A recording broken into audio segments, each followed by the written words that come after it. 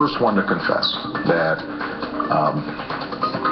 the spirit that I brought to Washington, that I wanted to see instituted, where we weren't constantly in a political slugfest, but we're focused more on problem solving, that, I haven't fully accomplished that.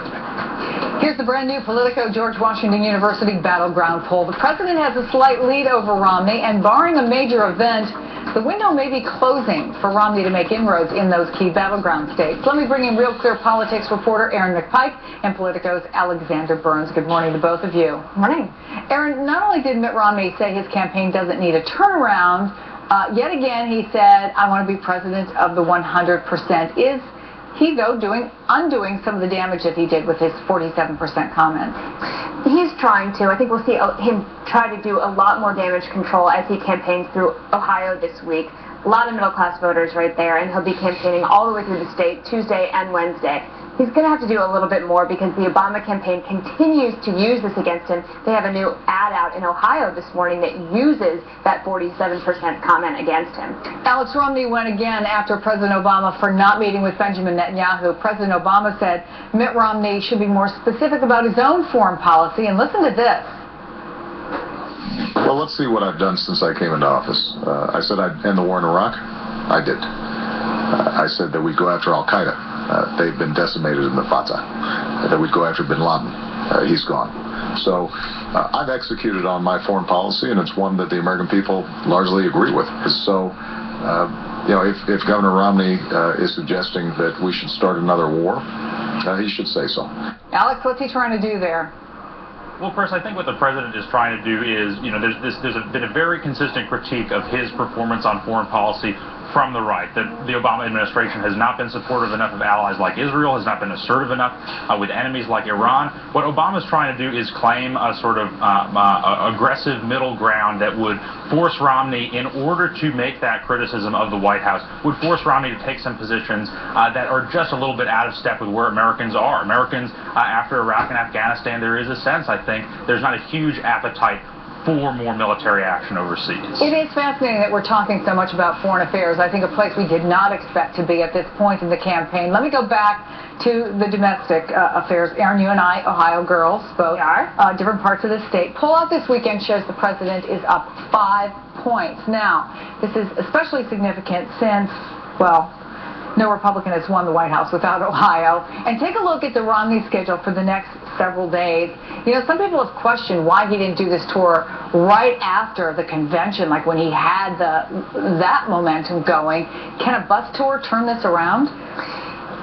They seem to think so, but notice that just yesterday, the Obama campaign announced that President Obama is going to be in Ohio on Wednesday at Bowling Green and Kent State. They really want to take some of the media coverage away from Mitt Romney because they've held this consistent lead in Ohio now for months. It's about a 4-point advantage for the president in the Real Clear Politics average, and that Ohio poll is very respected by many pollsters as being pretty accurate and a good predictor of where the electorate is right now. So Romney has some ground to make up, but with the president going, it might be hard for him to do that. And Alex, it's not just Ohio. Romney's losing almost every swing state poll: Colorado, Florida, Pennsylvania. It does look, at least at this point, like his path to victory is pretty small. It does, Chris, and this really is the heart of the electoral problem for Mitt Romney. Even if he were able to overtake the president in Ohio, he would still have to then overtake him in Florida, North Carolina, Colorado, Iowa, a couple other places. The bottom line is, because states like Michigan and Pennsylvania, which were competitive for President Bush a couple of years ago, because they're not competitive now, Mitt Romney really does need to win almost every swing state on the map in order to win this election. I want to bring in Bae Buchanan. She is a senior advisor to the Romney campaign. Bae, always good to have you on the program. Thanks, Chris. Good to be with you. Are we going to see anything new or different in Ohio? I mean, when you look at the polls and you look at where Mitt Romney stands in the swing states, you guys got a tough haul. Chris, I hate to disappoint you all, but anyone who knows anything about presidential politics or any politics knows 4 or 5 weeks is an eternity. Anything can happen. No question, the polls are tight out there. Nationally, we have a number of polls showing us within 1 or 2, some showing us up. and our polls are showing us very, very tight. If you look at what happened last night in Colorado, the governor had a rally out there. The place was packed. Some people are telling me over 10,000 people showed up. Enormous enthusiasm and excitement on our part, and our message is a clear one. Not only does Mitt Romney have a plan to turn around this country, we cannot afford, as Americans, 4 more years of this enormous debt, 4 more years of taxes and regulations that are crushing our businesses. We can't afford more Americans on food stamps, Chris.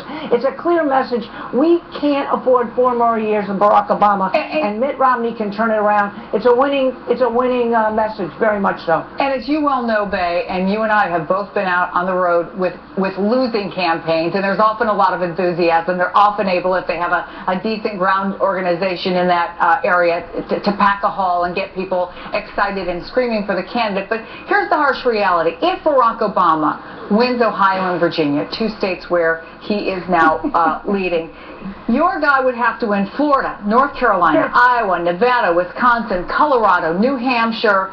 The realities of the map are tough. Chris, you've made an assumption that we're going to lose Virginia and Ohio. That is just not the case. Ohio is in the margin of error. And if you look at a lot of these polls, they're over-polling Democrats to push up the president's numbers. So you can say what you like, but there's no question winning campaigns have momentum and excitement underneath them.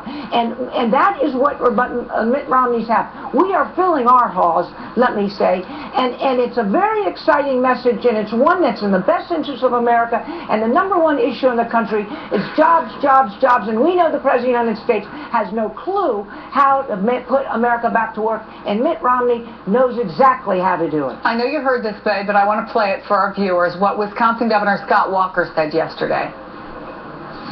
I want to see more passion. Certainly, in part, it is a referendum on this president. There's no doubt about it. But I think for most Americans, particularly in my state, where there's an awful lot of swing independent voters, they want to know more than what's wrong with this president. They want to know what's right and what's going to move this country forward. And I think Mitt Romney's got that plan. I want to see fire in the belly. I want to see him move forward. That's the quote we were hearing ever since he said it, fire in the belly. Does Mitt Romney have to show it? Are we going to see it on this bus tour through Ohio? Hey, Chris, that's a good question. I think Scott Walker makes a point. There's no question that's what the American people do want to see, that the determination and commitment, that they know that this candidate has what it takes and is there to fight for them. And Mitt Romney has it. You're going to see it out there. It's going to be very, very strong emotional appeal to the American people to let them know, I'm here to fight for you, to make certain we can turn the country around, get you off the food stamps that you now seem to require just to take care of your own family, something that Barack Obama had, a terrible legacy Barack Obama has given us. We also saw Mitt Romney release his taxes on Friday. He paid 14%, 2011 tax return, but he paid that rate only because he didn't take all of his deductions for charitable contributions, and we should say he gave a lot of money to charity. In July, he told ABC if he paid more taxes than he owed, I don't think I'd be qualified to become president. So did he just disqualify himself? No, that's simple. He's always paid exactly what's been required by law. Whatever his accountant said needed to be paid, he's written the check, no questions asked. And what happened this year is in January, he estimated, there was an estimate his accountants gave him as to what he would be paying. And when they finally did the tax return, they said, Governor Romney, I'm sorry, but you're not paying that high. And he said, well, I told the people I was going to be paying that much, so that's what I'm going to pay. And so it was just to make certain that that wasn't a misleading statement that he made in January. You know, this is what's interesting, is last night what Barack Obama said on television, he actually said that the last 10 days of the turmoil on the Middle East was a bump in the road. Chris, 4 Americans were killed. 4 Americans in a terrorist attack on our consulate. American flags are being burnt. And this is a bump in the road. And as you know, it's time to start talking about Barack Obama and how he is completely clueless. Your candidate has taken a lot of hits for his behavior after what happened in Benghazi, including by a lot of conservatives who thought he jumped the gun. Yes, Chris. But why don't we talk now, because that was 2 weeks ago. Why don't we talk now about a president of the United States who last night said this is a bump in the road, who spent 2 weeks, sent out his UN ambassador to say all about a video. Is he so clueless as he is on foreign policy that he doesn't even understand that we have anti-American protests in the Muslim world? They're angry. We now have an Egyptian president giving us orders as to how we are to act. This is an America that is no longer has the respect of the world, and that's what Barack Obama promised us. He said he's going to turn it around. He has failed, and he's calling the death of Americans a bump in the road. I would say it's outrageous, and it's time for the national media to start talking about that. Babe Buchanan, always good to have you on the program. Thank you very Thanks, much. Back to our original point, Alex, which is that we are going to be hearing, and especially with the president tomorrow at the United Nations, we have a Clinton Global Initiative, so a lot of foreign affairs will be discussed there as well. Is this something, though, that's going to resonate? How important might this be with voters? Oh, Chris, I think it's an extremely important threshold that any presidential candidate needs to clear. I don't know that there are going to be a lot of voters who go into the voting booths making their final determination based on What do you think foreign about policy. the argument Bay just made about the president's comments last night? Well, I think that this has been sort of the pattern of the Romney campaign over the last couple of weeks, that they're not really introducing new policy ideas. It's not a new message, but they're trying to find moments where they think the president has tripped himself up a little bit and reintroduce their original points. In this case, that the president has not been strong enough in dealing with North Africa, the Middle East, the Muslim world, in the context of what they perceive as an Obama gaffe. But speaking of tripping up, the Obama campaign can't get enough of the 47% gaffe by Mitt Romney, and they're releasing a new ad using that secret video. Take a listen. He won't release his tax returns before 2010. Maybe instead of attacking others on taxes, Romney should come clean on his. That's going to be a line we're going to be hearing. Aaron, is it effective? It's effective in that the Obama campaign will use it throughout TV ads. Now, the Romney campaign did do a good job of doing this Friday news dump, because we aren't talking about the tax returns as much today. Instead, a lot of the focus is on these 60 Minutes interviews that the two candidates did last night. But we are certainly going to hear more about this in campaign ads in the battleground states. Aaron McPike, Alexander Burns, good to see both of you. Thanks. Thank you. Thank you.